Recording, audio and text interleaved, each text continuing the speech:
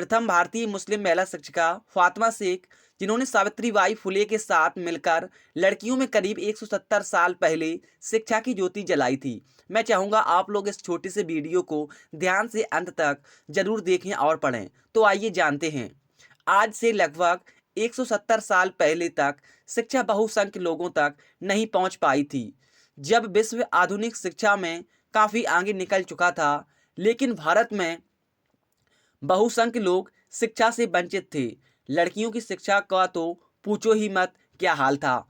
ज्योतिराव फुले पूना में 1827 में पैदा हुए। उन्होंने बहुजनों की दुर्गति को बहुत ही निकट से देखा था। उन्हें पता था कि बहुजनों के इस पतन का कारण शिक्षा की कमी है, इसलिए वे चाहते थे कि बहुसंख्य लोगों के घरों तक शिक्षा का प्रचार प्रसार होना चाहिए। विशेषतः वे लड़कियों की शिक्षा के प्रबल पक्षधर थे। इसका आरंभ उन्होंने अपने घर से ही किया।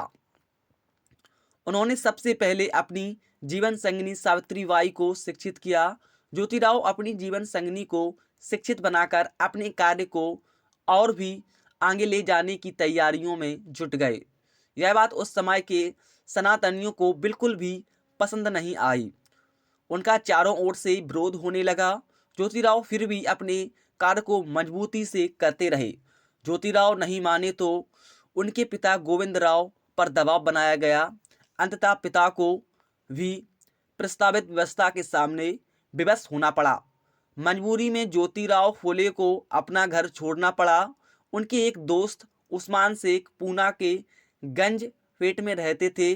उन्होंने ज्योतिराव फुले को रहने के लिए अपना घर दिया। यहीं ज्योतिराव फुले ने 1848 में अपना पहला स्कूल शुरू किया।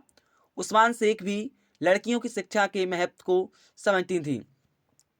उनकी एक बहन फातिमा शेख थी जिसे वे बहुत चाहते थे। उस्मान शेख ने अपनी बहन के दिल में शिक्षा के प्रति रुचि पैदा की। सावित्रीबाई के साथ वह भी लिखना पढ़ना सीखने लगी। बाद में उन्होंने शैक्षिक सनद प्राप्त की। क्रांतिशूर ज्योतिराव फुले ने लड़कियों के लिए कई स्कूल खोले। सावित्रीबाई और फातिमा ने वहां पढ़ाना शुरू किया।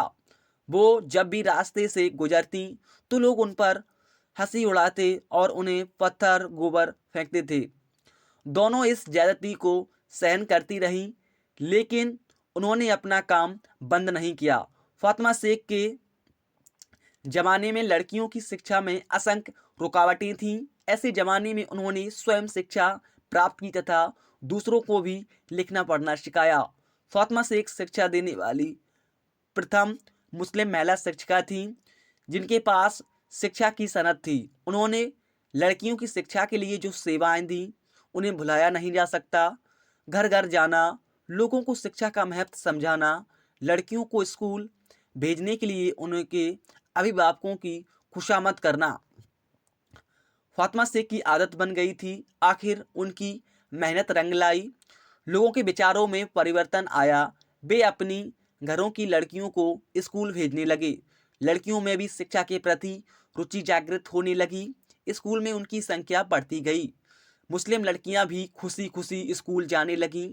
विपरीत व्यवस्था के विरोध में जाकर शिक्षा के महान कार्य में ज्योतिराव एवं सावित्रीबाई फुले को साथ महान सहयोग व साथ दिया। शिक्षा की क्रांति में भारत देश व भारत की हर महिलाएं आपकी हमेशा ऋणी रहेंगी। प्रथम भारतीय मुस्लिम महिला शिक्षिका, महिलाओं तथा वंचित वर्गों की शिक्षा व समानता के लिए संपूर्ण जीवन समर्पित करने वाली महान समाज सेविका, महिला सशक्तिकरण की प्रतीक फातिमा शेख जी की जयंती पर उन्हें कोटि कोटि नमन।